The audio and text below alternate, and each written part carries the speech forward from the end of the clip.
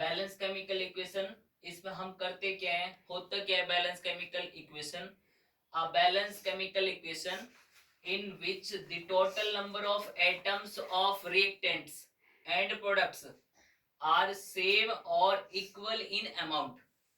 Balance chemical किसको बोलते हैं? वो केमिकल रिएक्शन, वो केमिकल इक्वेशन जिसमें रिएक्टेंट्स के एटम्स और प्रोडक्ट के एटम्स क्या होने चाहिए? सेम और इक्वल इन अमाउंट, और अमाउंट में क्या होने चाहिए? इक्वल। उसको हम क्या बोलते हैं? Balance chemical equation. ठीक है, यहीं पे मैं एक सिंपल एग्जांपल दे रहा हूं, like see when carbon burn in presence of oxygen to form carbon dioxide. ठीक है, check it here. How many atoms of carbon in reactants? 1. Reactant में कितने एटम है कार्बन के? 1. और प्रोडक्ट में भी कितने एटम है? 1. और रिएक्टेंट में ऑक्सीजन के एटम कितने हैं? 2. और प्रोडक्ट में भी कितना है? 2. तो यहाँ पे मैंने अभी डेफिनेशन दी क्या कि a chemical equation in which total number of atoms of reactant is equal to और सेम इन प्रोडक्ट। तो यहाँ पे रिएक्टेंट में जो एटम्स है वही सारे एटम प्रोडक्ट में है, और जितने अमाउंट में रिएक्टेंट में उतनी अमाउंट में क्या प्रोडक्ट में है, तो इसलिए रिएक्शन क्या हुआ? Balanced. Is it clear? Now why we should balance the chemical reaction? हमें बैलेंस रिएक्शन को बैलेंस क्यों करना चाहिए? इसके लिए क्यों हमें, मतलब बैलेंस करने की हमें नीड क्या पड़ी, हमें क्यों जरूरी है कि इसको बैलेंस करना है? For this is necessary to fulfil the law of conservation mass. We have studied in 9th class about law of conservation mass. You know very well about law of conservation mass.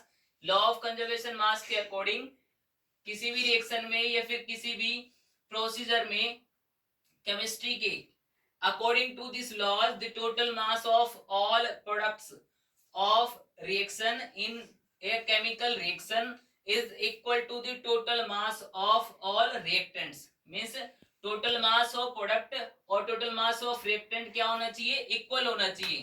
तब क्या होता है? Law of conservation मास की condition fulfil होती है.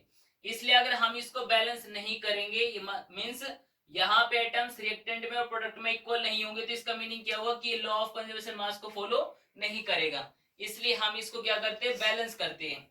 अब balance करने के लिए हमारे पास कुछ एक रूल्स हैं, उनको हम फॉलो करेंगे. The major steps involved in balancing a chemical equation are as follows. हमारे पास 4 रूल है इसके लिए. फर्स्ट रूल के according right the chemical equation in the form of word equation. हम सबसे पहले रिएक्शन को वर्ड इक्वेशन में कन्वर्ट करेंगे. वर्ड इक्वेशन में कैसे कि मैंने यहाँ पे डायरेक्ट एग्जांपल दी है, उससे पहले हम जो क्वेश्चन में गिवन होगा when carbon burn in the presence of oxygen to form carbon dioxide, then you will be write first word equation. Word carbon को वर्ड में लिखोगे CARBON, फिर ऑक्सीजन को वर्ड में लिखोगे OXYGEN, oxygen, to form carbon dioxide word की form में. Left hand side reactant को रिप्रेजेंट करेगी और राइट हैंड साइड किसको रिप्रेजेंट करेगी? प्रोडक्ट को. फिर सेकंड स्टेप होगा हमारा वर्ड इक्वेशन को सिंबल में कन्वर्ट करना.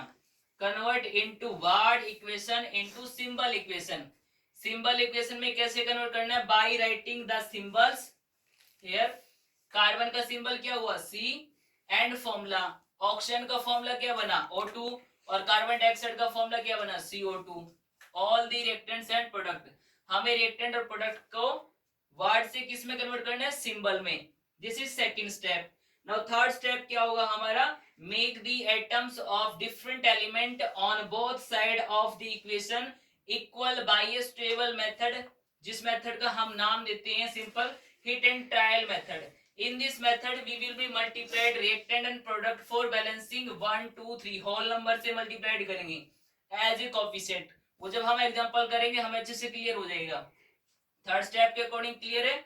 हमें 1 2 3 या 4 से मल्टीप्लाइड करना है. किसको? रिएक्टेंट के एटम्स को और प्रोडक्ट के एटम्स को बैलेंस करने के लिए. और फोर्थ स्टेप क्या है? Do not change the formula of the substance while balancing the chemical equation. जब हम बैलेंस करेंगे केमिकल रिएक्शन को तो फॉर्मूला चेंज नहीं होना चाहिए. कैसे चेंज नहीं होना चाहिए? उसके लिए एक और एग्जांपल है. जैसे कि अगर आप हाइड्रोजन गैस को क्लोरीन गैस के साथ रिएक्ट कराएंगे तो प्रोडक्ट क्या निकलेगा, HCl बनेगा.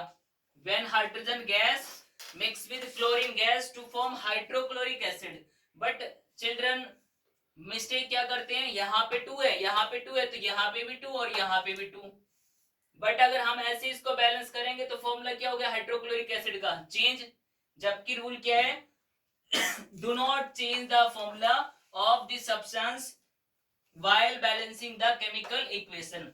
जब आप बैलेंसिंग करोगे तो फॉर्मूला चेंज नहीं होना चाहिए. तो इसलिए मेथड हमारा क्या हुआ, रॉन्ग. तो इसलिए हमें बैलेंस करने के लिए क्या करना पड़ेगा, मैंने अभी थर्ड स्टेप में बताया. बैलेंस करने के लिए आपको एज ए मल्टीप्लाइड करना कोफिशिएंट. तो यहाँ पे 2 हाइड्रोजन 2 क्लोरीन, तो यहाँ पे क्या कर दिया हम, 2 से multiplied. Now check this reaction is balance और not. 2 hydrogen here, 2 hydrogen 2 chlorine balance. It means you have to multiply it as a coefficient, you will not multiply it in a bottom.